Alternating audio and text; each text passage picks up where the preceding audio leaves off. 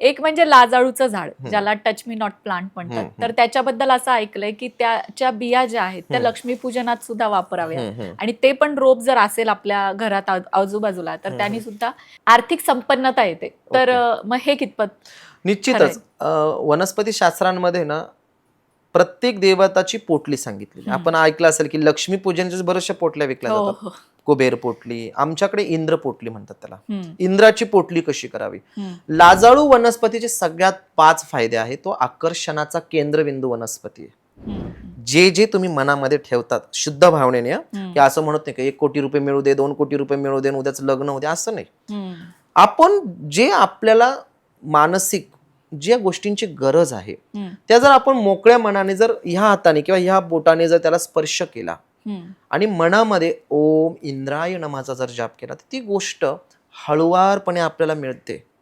हा अच्छा. Attraction of law आपण ज्याला म्हणतो ना, हा. त्याचा हा सिद्धांत आहे की आपण म्हणतो ना की जे मनात आलं ते होतं. हो, पण law ही of वनस्पती आपल्याला लॉ ऑफ अट्रॅक्शन जी आहे आपल्याला खूप मदत करते मॅडम. हम्म, ही नुसती हात लावायचो आणि ती आता आकुंचन पावते, आपल्याला खूप आनंद वाटला, पण तिच्या मागे सायन्स आहे, तिच्या मागे विज्ञान आहे, तिच्या मागे आयुर्वेद आहे. हम्म, दुसरी महत्वाची गोष्ट की इंद्राची एक पोटली सांगितलेली आहे. हम्म, बऱ्याच वेळेस लक्ष्मीची पोटली असते, कुबेराची पोटली असते, मग इंद्राची का? देवांचे ते राजे आहेत. इंद्र म्हणजे अधिकार पद, आणि इंद्र म्हणजे पूर्व दिशेचे मालक. हम्म, पूर्व दिशेचे मालक जो आपल्यावर भारी झाला वास्तूमध्ये, त्याला अधिकार पद खूप चांगलं मिळतं. हम्म, मग या वनस्पतीचा उपयोग काय? तर जसं सांगितलं की प्रत्येक वनस्पतीचं एक पंचांग असतं, हम्म, तसं लाजाळूचं पण पंचांग आहे. हम्म, लाजाळूचे पानं आणि मूळ ही इंद्राच्या पोटलीमध्ये यूज केली जाते. हळकुंड हम्म, आणि खूप सारे लाजाळूचे पानं हम्म, हे पूर्वेला ज्यावेळेस आपण बांधतो, व्यवसायातले दोष कमी होतात, नोकरीतले दोष कमी होतात, मॅरिड लाईफचे प्रॉब्लेम क्लिअर होतात, आणि मांगलिक लोकांसाठी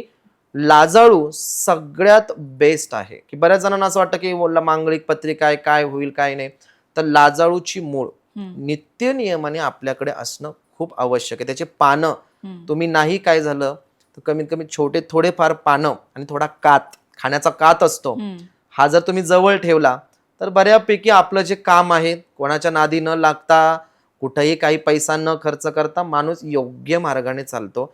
आणि मी म्हणेल की याच्या ज्या बिया आहेत, या बिया लाल गुंजा, त्याच्यानंतर तुमची वैजंती, त्याच्यानंतर तुमचं कदंबाचं वृक्षाची फुलं, त्याच्यानंतर निळा आघाडा एक मिळतो, त्याच्यानंतर वडाच्या पारंब्या, या सगळ्या वस्तू एकत्र करून नित्य नियमाने लक्ष्मी जवळ जरी आपण एक पोटली म्हणून ठेवलात तर सुंदर रिझल्ट आपल्याला मिळतात. किती म्हणजे झाडांचे एवढे सगळे फायदे आहेत, ऐकत राहा वाटतं एवढे फायदे.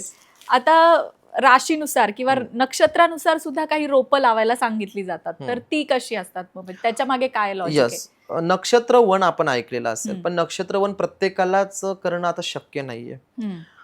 27 नक्षत्र सांगितलेले आहेत, त्याच्यापैकी जर तुमच्याकडे जागा असेल तर निश्चितच तुम्ही नक्षत्र वर्ण करू शकतात. पण आमच्याकडे काहीच नाही तर मग काय करायचं? तुमच्याकडे छोटीशी जागा असेल, अगदी छोट्या याच्यामध्ये 2-3 जरी वनस्पती तुम्ही ठेवल्या तरी त्याच्यावर नक्षत्रांचा महिमा सांगितलेला आहे.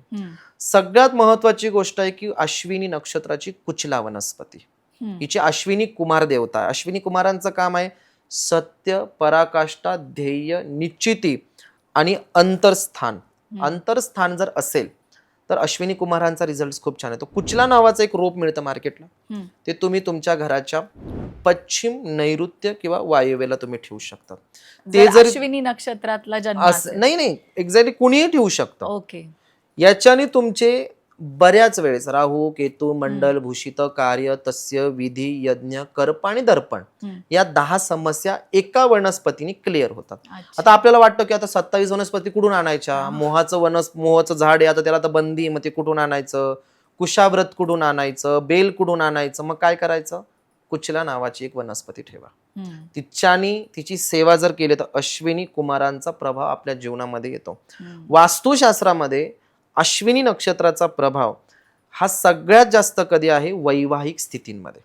म्हणजे समजा आता विवाह करायचा आहे, जे आता आपण स्थळ पाहायला सुरुवात केली, स्थळांपासून तर फर्स्ट बेबी होईपर्यंत हा जो काळ असतो एखाद्या स्त्रीचा किंवा एखाद्या पुरुषाचा, हा अश्विनी कुमारांचा काळ आम्ही त्याला मानतो.